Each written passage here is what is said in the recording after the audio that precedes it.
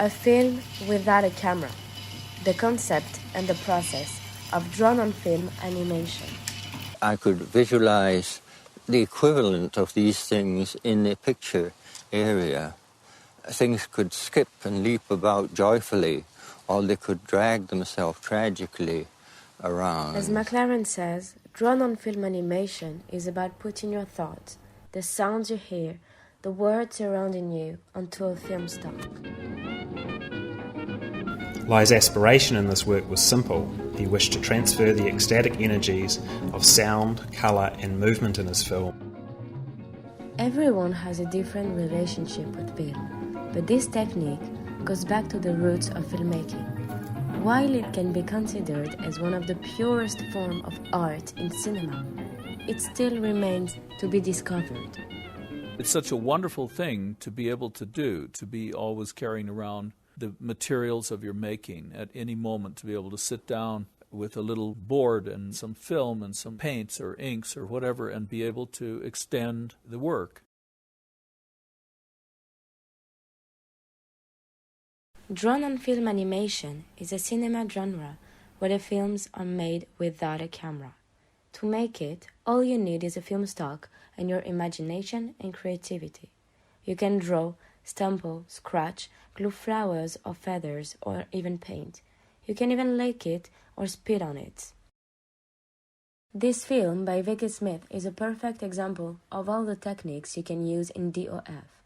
Using her tongue as a tool and stamp for her film, Vicky pushes back the barriers of normal standards of what can be used in direct animation and shows that anything is possible in this genre.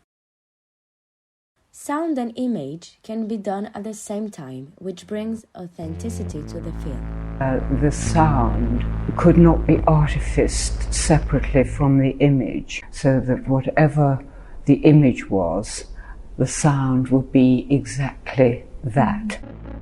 The image and soundtrack were made by using simple lines, horizontal, vertical, curved, from dry transfer sheets applied directly onto 16mm film.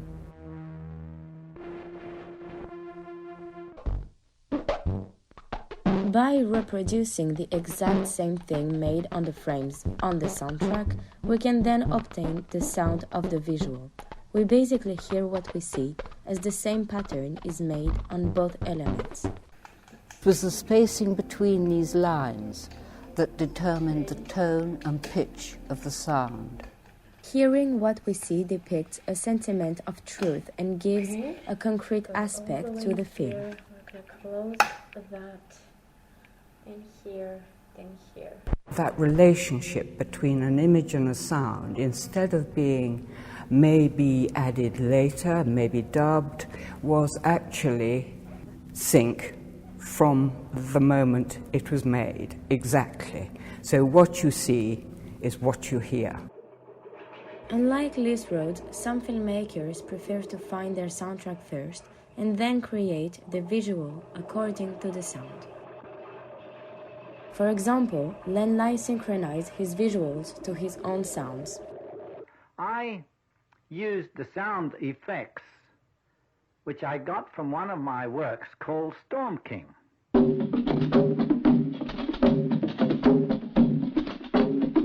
And then in Free Radicals, he scratched on black film and made these marvellous electrical signs that wriggle like lightning. Chad White's Metal Dogs of India, made in 1985, was created visually from the audio.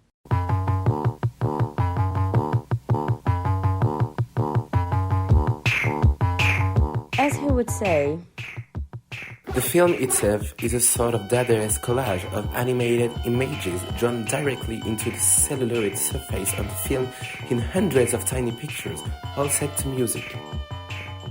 Well, the music comes first, because the music existed first.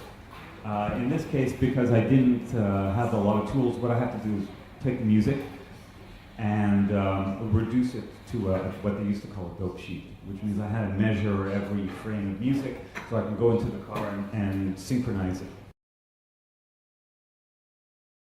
I always have the feeling that the 20s and the 30s and the Dada movement? It was a great deal of fun.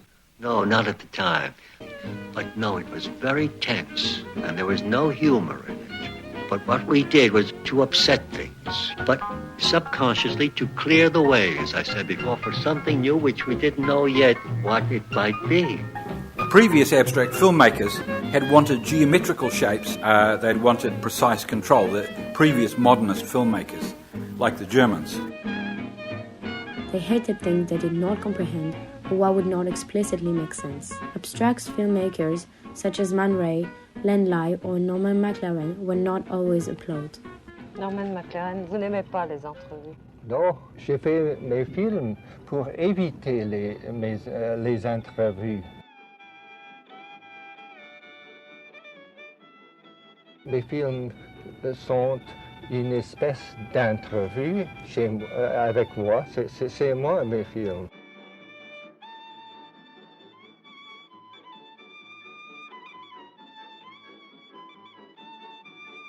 Vos films, il faut quand même, il faut les voir, il faut les comprendre aussi. On doit les comprendre sans explication.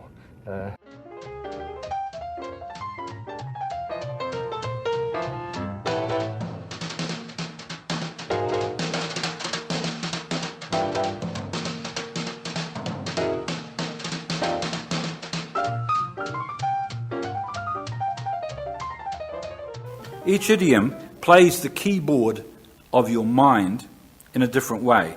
I mean, All Souls is that kind of film. It's a completely new experience.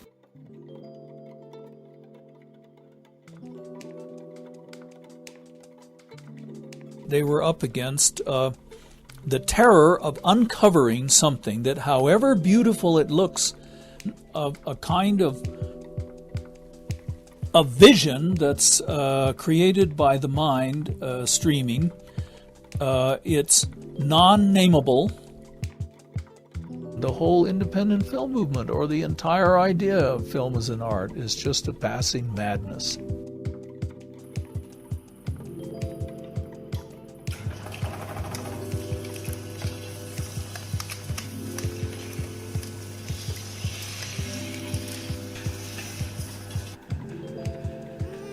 I've kind of made it my goal to make a kind of an imaginary toolbox of all the things I can do with film, either by stapling it or burning it or gluing it or peeling off stuff from it or combining it together. I just want to make a very, very big compendium of what handmade films could be.